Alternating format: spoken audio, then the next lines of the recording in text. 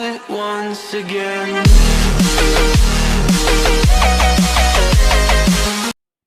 Start 80 शब्द प्रति minute की गति से।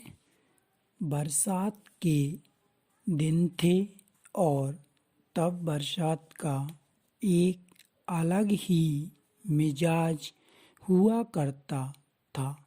दिमाग में 15 जून मानसून की डेडलाइन तय थी और शायद बादल भी उन दिनों वादे के पाबंद और ईमानदार हुआ करते थे।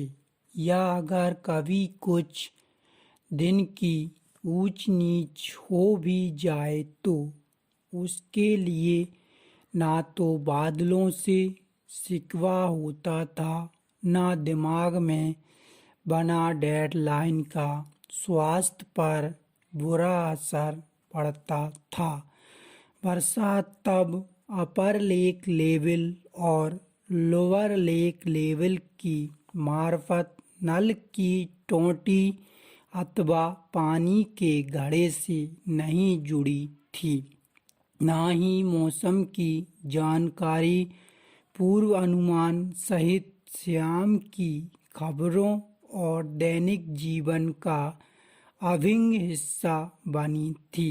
बरसात आती गर्मी से झुलसाई जमीन और पेड़ पौधों को राहत देने और देखते ही देखते पहाड़, मैदान, खपरेलें, दीवारें हरी हो जाती और चौतरफा जल थल ही जल थल हो जाता।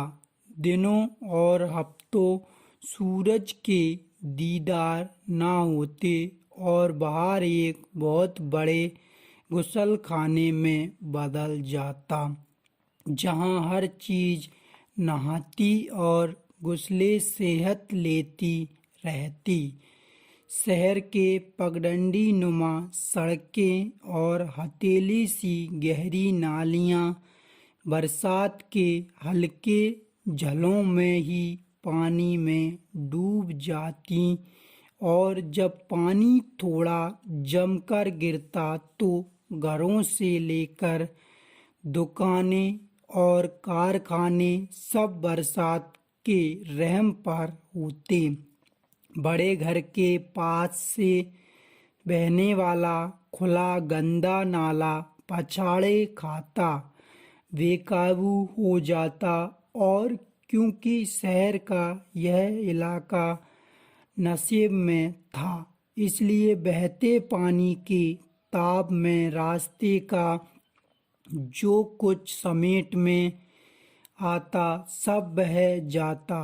थोड़ी दूर बहती पात्रा की ओर वैसे समेट में आने को घूरे के कचरे और पीठों पर जमी लकड़ी की थप्पियों और टालों के अलावा कुछ था नहीं, क्योंकि आसपास लकड़ी के कारखानों के अलावा कुछ नहीं था।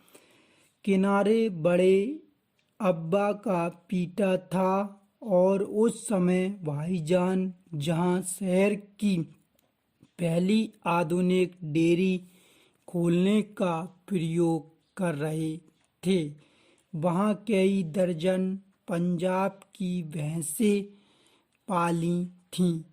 पानी जब भी जम के गिरता और इकट्ठा होकर मंझधार की शक्ल में पात्रा की ओर बहना शुरू होता, सारे पीछे वाले अपनी अपनी लकड़ी की देखरेख और हिफाजत में लग जाते।